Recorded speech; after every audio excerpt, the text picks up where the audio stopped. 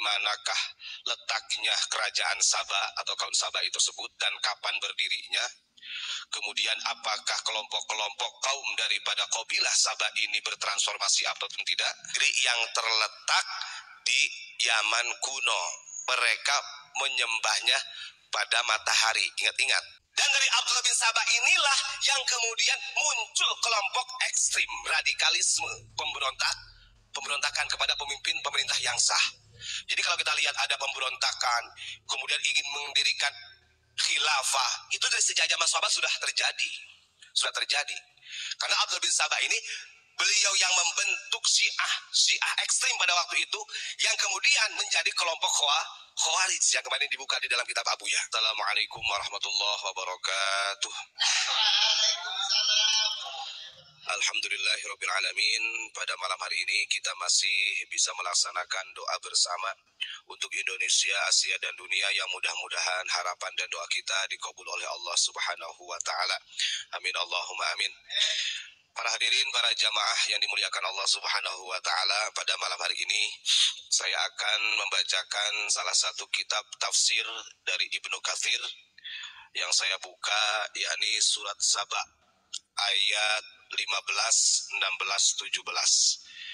Jadi di dalam ayat atau surat Saba ayat 15, 16, 17 ini menjelaskan tentang kerajaan Saba atau kaum Saba, yang mana kaum Saba ini sudah diberikan kenikmatan, kemewahan, kemakmuran, subur makmur, tapi yang pada akhirnya mereka berpaling dari Allah Subhanahu wa taala, yang kemudian dihancurkan oleh Allah Subhanahu wa taala.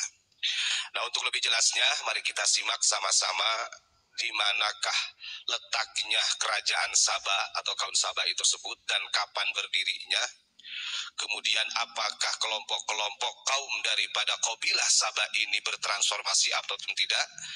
Maka kita ikuti kajian pada malam hari ini seperti apa yang disampaikan oleh baginda Rasul yang dinukil oleh Ibnu Katsir di dalam kitab tafsir Ibnu Katsir. A'udzubillahi minasyaitonirrajim. Bismillahirrahmanirrahim.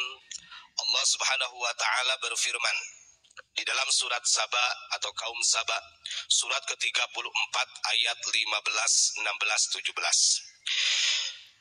Laqad kana li saba'in fi maskanihim ayah jannatani 'an yamini wa shimal kulu min rizqi rabbikum washkuru lah baldatun tayyibatun wa rabbun ghafur. Jangan sampai nanti negeri Saba yang sudah diporak-porandakan oleh Allah pindah ke Indonesia. Karena yang punya slogan baldatun tayyibatun wa rabbun ghafur ini ya Nusantara sampai dini hari. Yang artinya sesungguhnya bagi kaum Saba ada tanda kekuasaan Tuhan di tempat kediaman mereka, yaitu 2 buah kebun di sebelah kanan dan di sebelah kiri. Kepada mereka dikatakan, makanlah olehmu dari rezeki yang dianugerahkan Tuhanmu, dan bersyukurlah kamu kepadanya. Negerimu adalah negeri yang baik, dan Tuhanmu adalah Tuhan yang maha pengampun, gemah ripah loji nawi. Itu ayat 15. Dilanjutkan dalam ayat 16-nya. Fa'aradu fa'arsalna 'alaihim sailal 'arimi wa baddalnahum بجنتيهم جنتين ذواتي أكل خضر وأثل وشيء من سدر قليل فأعرضوا فأرسلنا عليهم سيل العرم وبدلناهم بجنتيهم جنتين ذواتي أكل خضر وأثل وشيء من سدر قليل. Yang artinya, tetapi mereka berpaling, maka kami datangkan kepada mereka banjir yang besar, dan kami ganti kedua kebun mereka dengan 2 kebun yang ditumbuhi pohon-pohon yang berbuah pahit, pohon asal namanya, dan sedikit dari pohon sidir. Nah, itu ayatnya ya. Sekarang kita buka tafsirnya. Bismillahirrahmanirrahim. Ibnu Katsir memberikan penjelasan dari ayat tersebut. Kanat Sabaun mulukal Yamani wa ahliha. Ingat, kaum Saba atau kerajaan Sabah itu terletak di negeri Yaman kuno. Saya ulangi, kerajaan Sabah atau kaum Sabah itu terletak di negeri Yaman kuno. Wa kanat at-tababi'ah minhum wa Bilqis sahibatu Sulaiman alaihi salatu wassalam min jumlatihim. Yang nantinya kerajaan Sabah juga akan dipimpin oleh Ratu Bilqis. Itu yang dipahami. Kapan kerajaan Sabah itu berdiri? Ingat, kerajaan Sabah itu berdiri di abad 10 sebelum Masehi. Yang dipimpin waktu itu adalah Sabah bin Yasjib bin Ya'rib bin Qahtan. Jadi Sabah itu nama orang. Wa kanu fi ni'matin wa qabadatin fi biladihim wa 'aishihim wa ittisa'i arzaqihim wa zuru'ihim wa thamarihim. Dan di negeri Sabah itu Allah anugerahkan kemakmuran, kenikmatan yang sangat luar biasa, kehidupan yang gemah ribah lau jinawi. Allah berikan rezeki, tumbuh-tumbuhan, buah-buahan. Wa ba'atsallahu tabaraka wa ta'ala ilaihim ar-rusula ta'muruhum ayyakulu min rizqihi wa yashkuruhu bi tauhidihi wa ibadatihi. Yang kemudian Allah Subhanahu wa taala mengirim delegasi, mengirim utusan ke negeri Sabah untuk memberikan kabar gembira kepada penduduk Sabah tersebut untuk memakan apa yang Allah berikan sebagai rizki dan bersyukur kepada Allah dan bertauhid ibadah kepada Allah. Jadi negeri Sabah itu negeri yang terletak di Yaman kuno dan itu sangat subur makmur. Dulunya di negeri Sabah itu mereka menyembahnya pada matahari. Ingat-ingat. Nah, kemudian Allah mengirim delegasi Rasul untuk mengajak kaum Sabah ini beriman kepada Allah, bersyukur atas rezeki yang Allah berikan. Fakanu kadzalika ma syaa Allah taala tsumma a'radu amma umiru bih. Nah, yang terjadi setelah kaum Sabah ini Allah berikan kenikmatan, Allah berikan rezeki yang berlimpah. Ketika Allah perintahkan delegasinya supaya mengajak kaum Sabah ini menyembah kepada Allah, justru mereka berpaling dari apa yang diperintahkan oleh para rasul. Artinya khianat. Fa'uqibu bi irsali sayli wa tafarruqi fil bilad. Yang pada akhirnya karena kaum Sabah ini khianat, tidak mau beriman kepada Allah setelah diberi kenikmatan yang luar biasa. Sempat beriman dulu Pak waktu itu, sempat beriman, kemudian dia ingkar karena merasa kenikmatan berlebihan.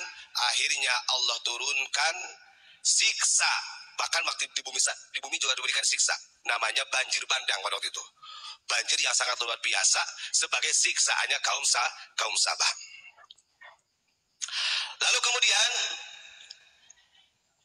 waqala Imam Ahmad berkata, jadi pernah ada salah satu sahabat yang bernama Urwah radhiyallahu an qala ataitu Rasulullah sallallahu alaihi wasallam faqultu ya Rasulullah.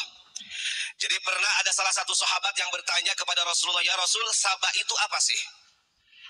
Apakah Sabah itu termasuk wadin, lembah, au jabalun atau gunung, au rajulun atau laki-laki, au imra'atun au ardun, gitu kan ditanya.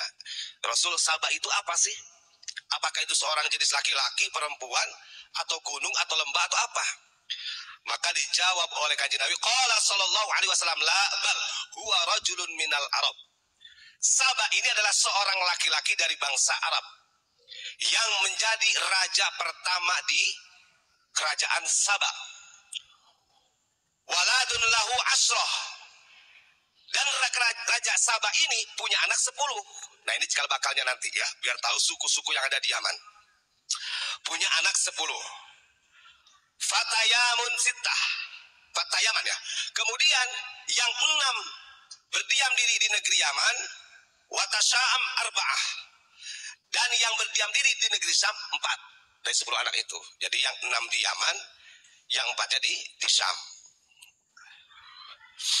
Kemudian siapa saja 6 orang yang bertempat di Yaman tersebut? Di sini dijelaskan yang berdiam di Yaman adalah yang pertama wal Yaman al-Azad, 1 Azad, kedua al-Ash'ariyun, kedua Ash'ari, wa himyar yang ketiga himyar, wa kindah yang keempat kindah, wa madij yang kelima madij, wa anmar yang keenamnya anmar. Ini enam anak dari Raja Saba yang bertempat di Yaman. Ingat-ingat. Alladzina yuqalu lahum bijilatin wa khas'amin. Yang nanti 6 anak dari Raja Saba ini yang akan menjadi kabilah. Yang menjadi kelompok kabilah-kabilah. Yang menjadi suku-suku yang nantinya. Bahkan termasuk suku-suku yang ada yang menjadi suku yang pemberontak di zaman Rasulullah nantinya ada. Terus kemudian wasyamu, nah yang di negeri Sam ini adalah Lakhom. Satu Lakhom, wa Judam yang kedua Judam, wa Amilah yang ketiga.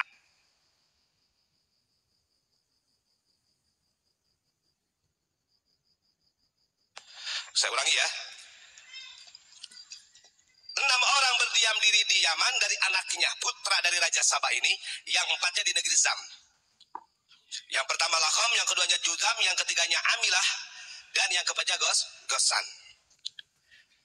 Nah terus kemudian dari 6 anak ini, dari anak kerajaan Saba yang ada di Yaman, ingat, kita tahu sejarahnya Abdullah bin Saba, ini ada korelasi. Abdullah bin Saba itu, dia adalah delegasi Yahudi dari Yaman yang suku Himyar. Ingat, Himyar ini adalah salah satu putra dari Raja Saba. Bahkan Himyar sendiri di Yaman menjadi kerajaan Yahudi Nasrani terakhir yang ada di Yaman. Himyar itu Yahudi, Pak. Ya bukan berarti kita meyahudikan orang Yaman, tidak. Ingat, saya ulangi lagi. Dari 6 anaknya putra Raja Saba itu ada yang nama Himyar. Himyar ini yang cikal bakal menjadi kabilah, menjadi raja terakhir atau kerajaan terakhir Yahudi dan Nasrani yang ada di Yaman.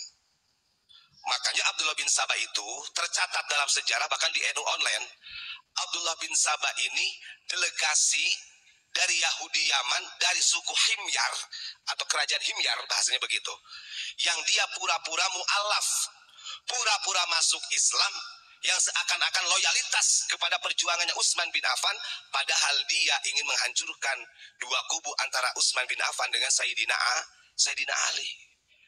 Dan dari Abdullah bin Saba inilah yang kemudian muncul kelompok ekstrim radikalisme, pemberontakan kepada pemimpin pemerintah yang sah. Jadi kalau kita lihat ada pemberontakan, kemudian ingin mendirikan khilafah, itu dari sejak zaman sahabat sudah terjadi. Karena Abdullah bin Saba ini, beliau yang membentuk Syiah ekstrim pada waktu itu, yang kemudian menjadi kelompok Khawarij yang kemarin dibuka di dalam kitab Abuya. Kan ngeri. Dan ini terus bertransformasi. Terus kemudian kaitannya dengan ayat tersebut kita buka di dalam kitab Sunnah Abu Dawud. Ini yang terpentingnya, bahwa bahayanya di zaman sekarang, kemarin kan sudah dibuka, saya terusin dari hadis yang dibuka oleh Abu Yamamah Gufron, karena biar orang lebih memahami.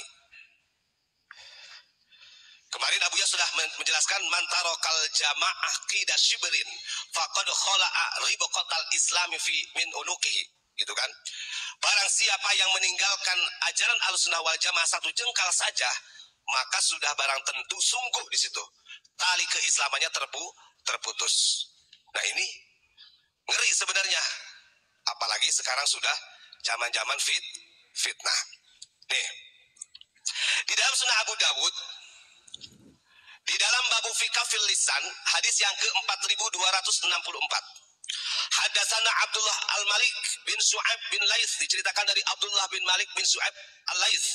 Hadatsani Ibnu Wahb bin hadatsani Laits, diceritakan dari Ibnu Wahab dari Laits an Yahya bin Sa'id qala Khalid bin Abi Imran, berkata dari Khalid bin Imran, an Abdurrahman bil Bailamani, dari Abdurrahman bin Bailamani, an Abdurrahman bin Hurmus, dari Abdurrahman bin Hurmus, an Abi Hurairah radhiyallahu an, dari Abu Hurairah radhiyallahu an, anna Rasulullah sallallahu alaihi wasallam, Rasulullah sallallahu alaihi wasallam bersabda, satakunu fitnatun samma'un bakma'un amya'u, man asrafa laha istarafat lahu wa israful lisani fiha kawuqu'is sayfi.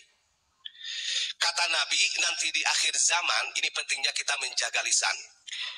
akan ada fitnah di mana orang itu banyak yang tuli, orang-orang itu banyak yang bisu, orang-orang itu banyak yang buta. Man asrafalaha istarafat lahu. Barang siapa yang mendekati orang-orang tersebut, fitnah tersebut, maka dia akan tertarik. Bahkan wa israful lisan fiha kawuqu'is saifi. Kalau dia sudah termasuk terjerembab di dalam fitnah tersebut, lisannya atau bahasa cocotnya lah bahasanya, itu gak bisa dijaga. Gampang menghinakan orang, gampang mengkafirkan dan lain sebagainya. Bahkan ini akan lebih tajam daripada hunusan pedang. Itu yang disampaikan oleh baginda Rasulullah Shallallahu Alaihi Wasallam. Terus kemudian innaha satakunu fitnatun tastanzibul araba qatlaha finnar al-lisanu fiha asyadu min uqu'is saifi. Dan juga kata Nabi, akan datang suatu masa fitnah di mana pada masa nanti bangsa Arab akan dibersihkan, dimusnahkan, disapu bersih bangsa Arab. Qatlaha finnar. Bangsa Arab yang terbunuh tersebut itu finnar. Mereka menjadi penghuni neraka. Al-lisanu fiha asyadu min uqu'is saifi. Disebabkan lisannya pada waktu itu atau waktu nanti, lisannya tersebut ini akan menyebar berita-berita bohong, hasilnya menjadikan fitnah lebih tajam Pak daripada pedang yang diangkat. Dan itu disampaikan oleh Kanjeng Nabi. Artinya kenapa Kanjeng Nabi sampai mengatakan demikian? Karena Kanjeng Nabi kasihan. Kanjeng Nabi itu diturunkan di negeri Arab. Makanya dulu kenapa ada salah satu amanah yang diberikan kepada Sunan Ampel. Ini kan masyhur, Rahmat, bawa ajaran Islam ini, ajaranku ke Indonesia, Al-Sunnah Jawa. Karena di negeriku, di tempat Islam pertama kali berdiri sudah musnah. Itu sudah jelas keterangan tersebut. Makanya pantas banyak orang-orang berbondong-bondong datang ke Indonesia. Jangan kira, kan orang ini kan rata-rata yang dijadikan doktrinnya itu kan kota Tarim, Pak. Bahkan ada salah satu dari Oknum Habib juga yang mengatakan, di Tarim itu loh, para ulama, para habaibnya ibadah 24 jam. Gitu katanya. Beda dengan di kita. Di Indonesia itu, kata dia, saya lupa lagi namanya itu, ada tuh kemarin saya dengerin. Di Indonesia itu mari ngaji turu. Selesai sholat tidur. Ujung-ujungnya masuk neraka. Gitu loh. Beda dengan di Tarim, gitu katanya. Di Tarim itu 24 jam ibadah. Sampai para ulama Indonesia itu merasa istilahnya kagum. Karena tarimnya yang disebut. Sebenarnya kalau kita lihat dari sejarah tadi, ingat kerajaan terakhir Yahudi Nasrani itu suku Himyar di masa itu. Dan itu letaknya dia di Yaman. Maka jangan salahkan ketika ada sejarawan yang mengatakan, ingat di Yaman itu ada doktrin-doktrin Yahudi. Sudah jelas-jelas yang memberontak waktu itu, menjadi provokator yang menghancurkan Muawiyah dengan Sayyidina Ali dari delegasinya Yaman. Ya mudah-mudahan lah kita doakan, mudah-mudahan ulama-ulama kita mulai memahami dan bisa menjelaskan ke masyarakat tentang sejarah ini. Ini bermulanya dari negeri Sabah ini. Dan 6 orang dari putra Sabah ini yang menjadi cikal bakal wajilah.